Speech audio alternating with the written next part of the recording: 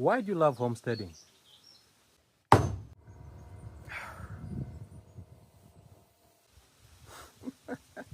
What is there not to like about homesteading?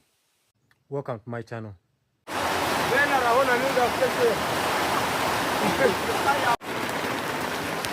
Guess what's happening? It's bright right there and it's raining like crazy this side. You look at that.